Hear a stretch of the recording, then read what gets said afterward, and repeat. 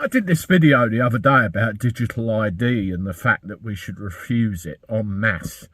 And the reason I say that is because of the control that the government will gain and the control over your freedom that you will lose. That is my biggest fear. At the end of this video, I'll leave an end screen so you can go and watch the video and what I had to say. But I had a conversation with somebody yesterday, and I was sitting here thinking about the bigger picture as to, I suppose, consequences. All activities or all things have a consequence of some sort. And my mind is cast back to the late 80s, the early 90s. And I want to tell you a story, and it kind of relates. You see, when enough people say, no, we're not doing this, to the people that are supposed to represent us rather than control us, and they say, well, you're having it anyway, you wonder what happens next.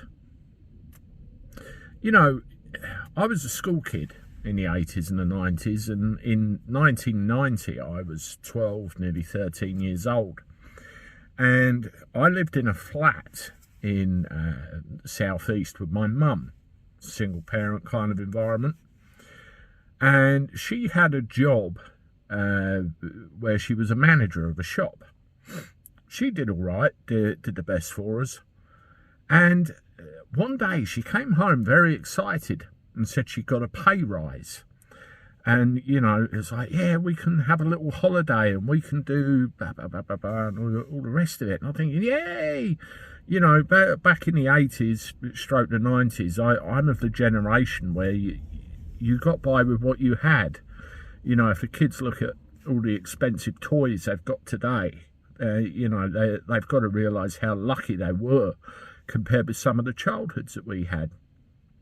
Anyway, as a kid growing up in the 80s and the 90s, I didn't really worry too much about bills, you know, the rates as they were at the time, gas, electric, whatever else it happens to be. You remember the old 50p electric meters? My nan used to have one of those. My granddad used to watch the racing and she'd forget to top it up and all the lights would go out. It used to be quite funny.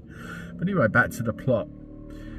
Things changed with regard to rates. What we suddenly ended up with was the poll tax. I never understood at the time the whole thing about the poll tax. Of course I do now, having looked up on it. But what I remember very clearly is the worry instead of the excitement that my mum suddenly had, thinking, oh my God, this is going to really dramatically push our household bills up. What am I going to do? And also watching the telly and the news back in those days, and you can see some of the pictures here of where people had got pushed to the limits, where people had enough because the government were trying to force something on a populace that they didn't want. And eventually, of course, they backed down and we ended up with the dreaded council tax, didn't we? But it's just an example of what happens when people are pushed too far. And it interests me, the historical parallels. I don't know if it does you. And it's like the old saying goes, all this has happened before. Does it necessarily follow that it has to happen again? Is anybody feeling like that? Is there that unity anymore in our beliefs? Is there that courage anymore to stand up and say, no, we're not having this?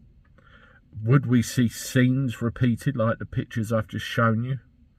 Or would we roll over and say, oh, well, we ain't got a lot of choice in the matter, have we?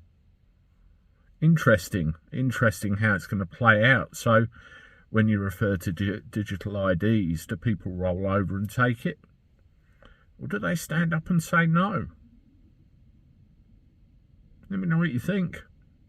Let me know your experiences back then. Bear in mind, I was just 12, 13 years old, and all I had to worry about what was for breakfast, lunch and dinner and what happened at school the day before.